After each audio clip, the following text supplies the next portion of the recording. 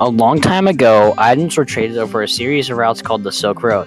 Now you may be wondering what even is the Silk Road. Back in 138 BC, the trade route called the Silk Road connected China to the west and allowed goods to be traded between the great civilizations of Rome, Persia, and China. Political stability was important in keeping a flourishing trade along the Silk Roads and in regulating the goods traded. The collapse of the Chinese Han Empire in the 3rd century AD and the Roman Empire in the 4th and 5th centuries disrupted trade by making these regions unsafe for travel.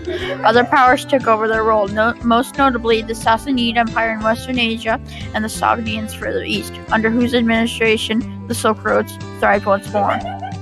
The Silk Road spanned anywhere between 4,000 and 7,000 miles across. This length would normally take travelers around 2 years to cross. The Silk Road went through the modern-day countries of Azerbaijan, the People's Republic of China, the Democratic People's Republic of Korea, the Republic of Korea, Egypt, Indonesia, the Islamic Republic of Iran, Iraq, Italy, Japan, Kazakhstan, Kyrgyzstan, Malaysia, Mongolia, Pakistan, Russian Federation, Sri Lanka, Syrian Arab Republic, Tajikistan, Turkey, Turkmenistan, Ukraine, and Uzbekistan. The total length of the Silk Road was about 9,000 kilometers, 5,500 miles. In 119 BC, the Silk Road started from Chang'an, now called Xi'an, China's ancient capital, which was moved further east and went the Silk Road start, to Luoyang during the later Han Dynasty in 225-220 AD. The Silk Road ended in Rome. What major goods traveled along the Silk Road? Chinese merchants exported silk to Western buyers.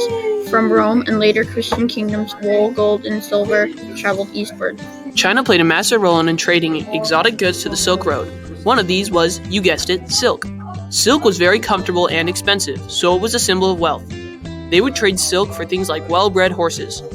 Another major empire that contributed to trading on the Silk Road was India. One of the items that they traded on the Silk Road were precious gems like rubies, sapphires, and emeralds, which surprisingly China was not interested in. In return, they got borax and pack animals from Tibet.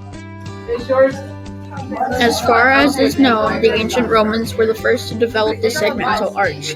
The closed spandrel Point St. Martin Bridge in the Astoa Valley in Italy dates to 25 BC. The first open spandrel segmental arch bridge is in the Anji Bridge over the Zhao River in Hebei Province in China, which was built in 610 AD. The wheelbarrow was a new technology on the Silk Road. It was invented by Zhu Liang in 231 AD. It was invented to get lots of food and resources to soldiers easily. It advanced mankind because it provided a better way of transporting things. The crossbow was technology that was invented in China in the year 400 BCE. Before rifles were invented, crossbows were mounted and can fire up to 650 feet. China had 50,000 crossbowmen by 209 BCE. That's crazy.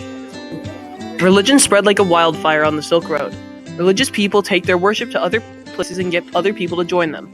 Buddhism, Islam, and Christianity all spread across the Silk Road in this manner.